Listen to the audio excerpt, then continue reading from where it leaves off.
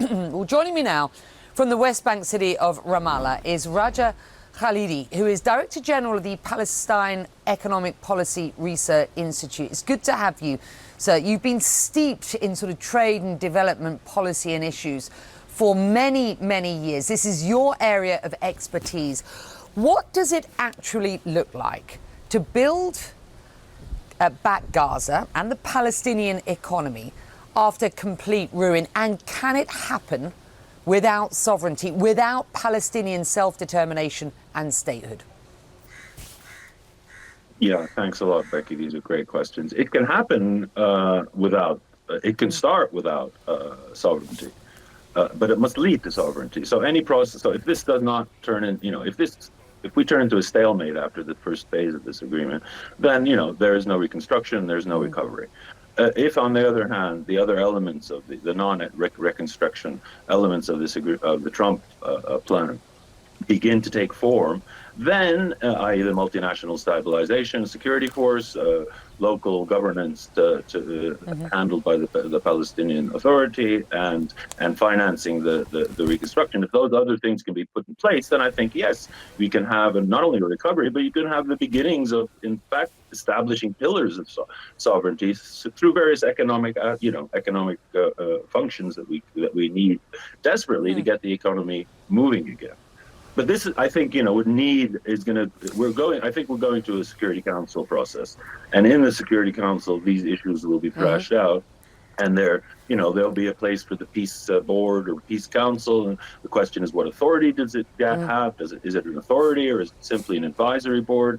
The role of the PAA after the six-month transitional technocratic Palestinian government, local government. These issues are going to be thrashed out, I think, in the Security Council resolution. And once we have that, then everybody's on board. I mean, you can't bring in 20 major nations of the world and then say, let's set up something separate. It's going to have to be within the context of the UN Security Council, at least, mandate. Yeah. And I think that, by the way, the reconstruction was always about the World Bank handling this.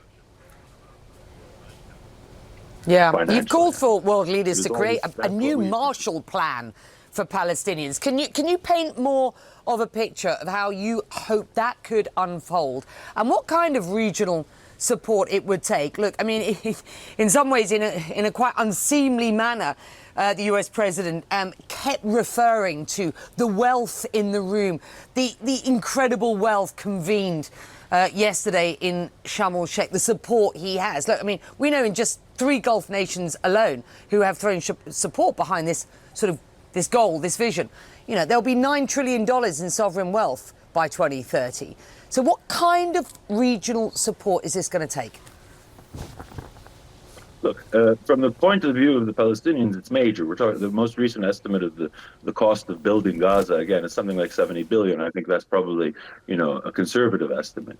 But from the point of view of the people at the tables yesterday, that's peanuts. So I think it's a question of the process. It's a question of where this is all leading, and we know that. We know that the Saudis, and you mentioned your report, the Saudis were there, but not really there. So they have a process going with the French, and if that's not linked up to the Trump initiated plan, then we're not going to see anything. But if it does link up, and if they can merge it in some form in the Security Council, then you have legitimacy of the state of Palestine. And so, I mean, Abbas was there yesterday, regardless of his role not being yet clear.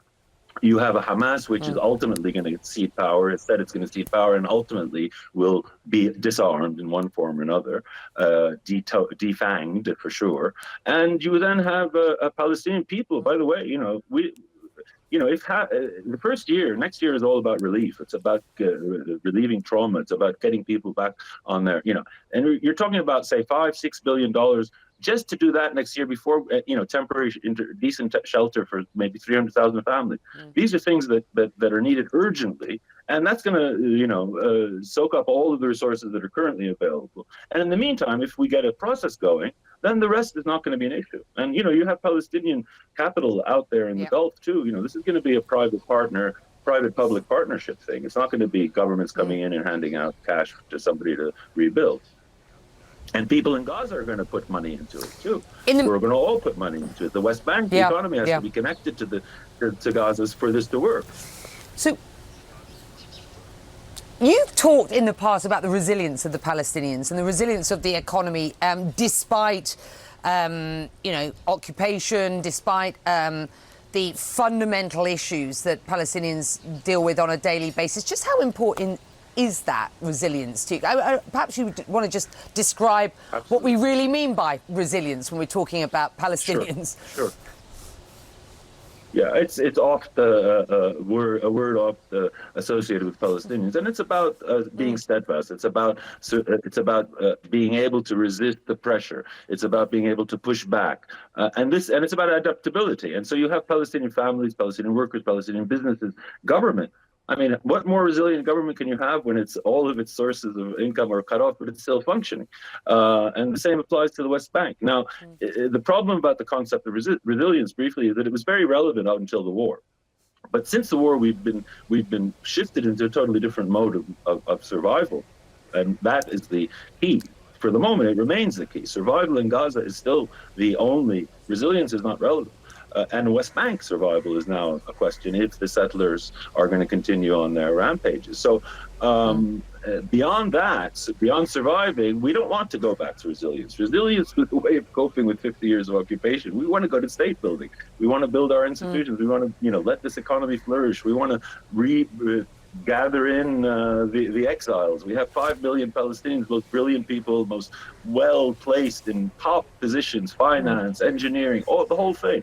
But we need a process, and we need a place for people to feel that they can be attached to. So the state of Palestine is that address eventually, I believe. I mean, it's that concept and building the institutions of that state, which is going to bring the Palestinian people together. And we won't need to worry about it. Roger, it's good to have you. I really appreciate your time. Right. Thank you. Good point. Cheers. It's good to have you, sir. Thank you very much indeed for joining us. Some really important insight and analysis there by our guest.